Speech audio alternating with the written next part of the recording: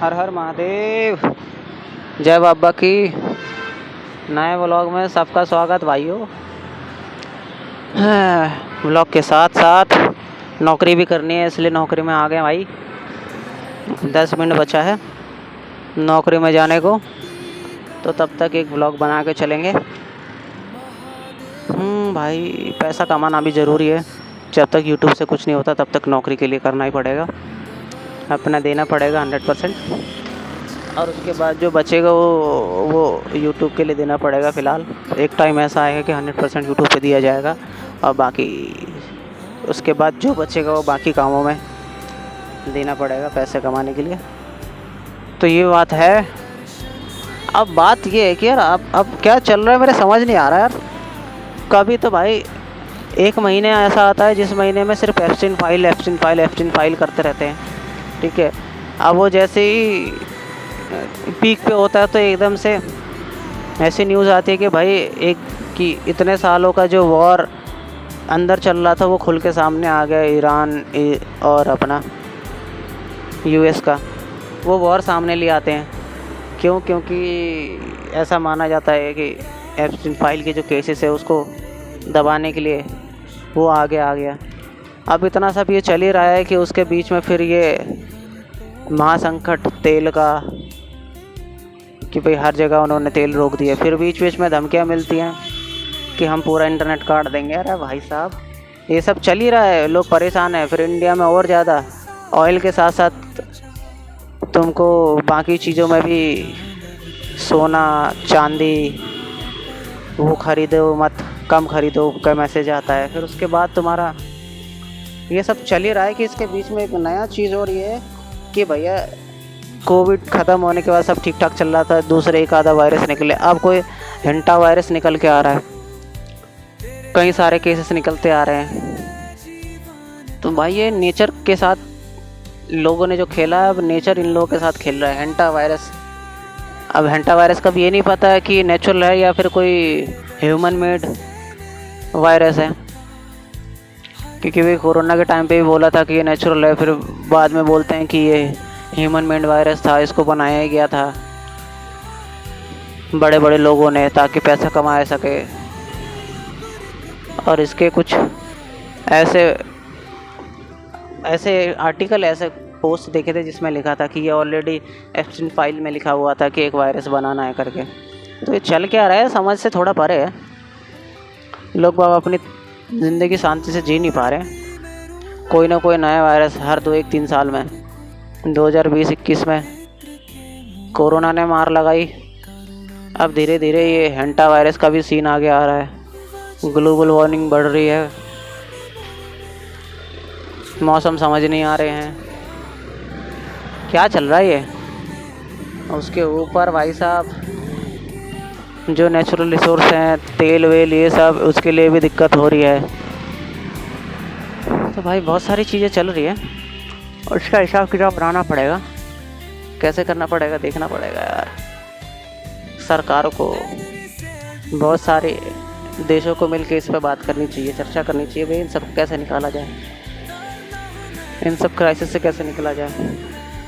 दिक्कतें तो बहुत सारी हैं दादा, अब इसको कैसे सॉल्व करेंगे ये सब हम लोगों से तो होगा नहीं। कैसे न कैसे करके इसका निकालो। जो बड़े बड़े लोग बैठे हैं, अब WHO का एक बार फिर दोबारा एक पोस्ट आएगा कि ये वायरस जो है इसके हमने रोकथाम निकाल लिए हैं, ये कर लिया है, वो कर लिया है। तो सबका काम चलना चाहिए, इसलिए शायद ये वायरस है हेंटा वायरस। क्या क्या नहीं चल रहा यार।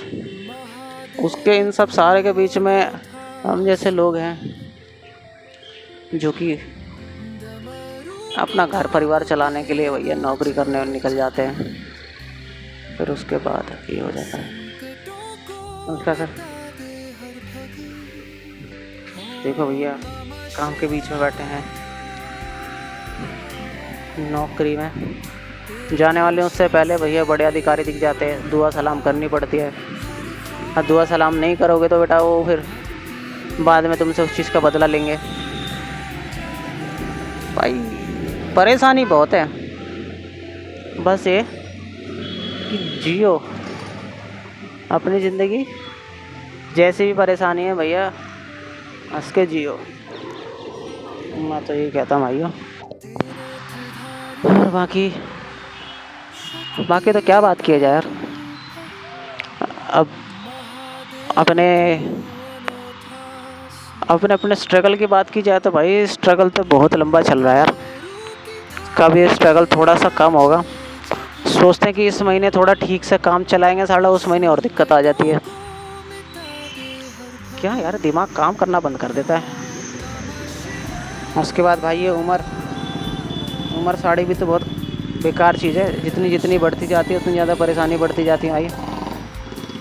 फिजिकली प्रॉब्लम शुरू हो जाती है। अगर तुमने अपने अर्ली एज में कुछ पैसा जोड़ लिया ना तो भाइयों वो बेस्ट है। अपनी अर्ली एज में पैसा वैसा जोड़ लो, क्योंकि एक टाइम के बाद तो वो जोड़ना मुश्किल हो जाता है। क्योंकि जो तुम्हारे पास पहले से एसेट है ना, अगर वो रहेगा तो वो ये पैसे से पैसा बनता है। अगर पैसा नहीं है तो तुमको कुछ एक्स्ट्रा ऑर्डिनरी करना पड़ेगा जिसके ब्याह पे तुम पैसा बना सको। नहीं तो एक नॉर्मल सी चीज़ है, पैसे से ही पैसे बनाना पड़ता है। कि जब तक तुम्हारे पास पैसा नहीं है तब तक तुम हार्ड वर्क करके नहीं कमा पाओगे। हार्ड वर्क करके तुम सिर्फ इतना कर पाओगे कि बस रोटी खा सको। रोटी के साथ साथ भी कपड़ा मकान भी चाहिए। उसके लिए तुम्हें करना पड़ेगा कुछ एक्स्ट्रा ऑर्डिनरी। और एक्स्ट्रा ऑर्डिनरी के लिए अभी बहुत सारे पैंतरे लड़ाने पड़ते हैं। तो पैंतरे लड़ा रहे हैं यार, क्या किया जाए वही सोच में लगे।